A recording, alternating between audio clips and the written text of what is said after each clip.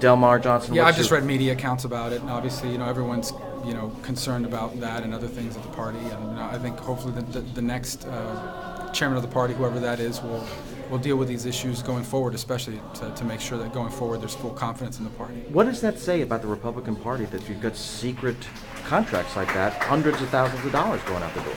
Well, look, I think that it was a dark period in the party in terms of what we've gone over the last couple of years, and obviously there's a lot of division and conflict. And what we're all hoping for, I think, is that moving forward, once this election takes place on the 20th, whoever the next chairman is, and we have two very qualified people running, we'll turn a new page and help rebuild this party again to what it once was. And what about this issue of an outside audit, opening up those credit card bills, those Amex bills that would include yours? I think the next chairman of the party should come in and fully understand mistakes that have been made in the past, and that would involve a full audit of looking at how expenditures have been made in the past and ensuring that going forward people have confidence that when they give money to the Republican Party, it's going towards good things that make sense for building our party. Would you be comfortable if your Amex bills were publicly Sure, released? I've always said as long as they're part of a process of revealing all of them. I mean, I don't think anyone, that would be the right way to do it, but ultimately that decision's up to the next chairman. I would support any decision they make.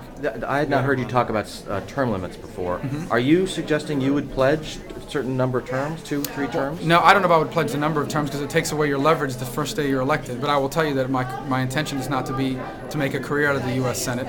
That I have in mind how long and how much I'd like to serve in the United States Senate, and more importantly, I support a constitutional amendment that would limit the terms of congressmen and senators. And last question on census and illegal immigrants. I know you're framing this as a voting rights issue and an apportionment issue, but clearly it's also a funding issue. It can be, but the federal funding formulas can be adjusted, and there's other ways to account for that. I mean, the census works year-round and takes all sorts of information throughout the year. Much of it involves funding, though. Well, so if you're not counting all those people, but the decennial census, the purpose of the decennial census, the one that takes place every 10 years, is primarily for the reapportionment political process. The census is a year-round process that goes on and gathers information. There are multiple ways to understand how big of an immigration problem a state has or how many people are living within a state for those purposes. And if there need to be changes in the funding formula to help those states that are disproportionately burdened by an immigration problem, that's fine. But what I'm talking about is political apportionment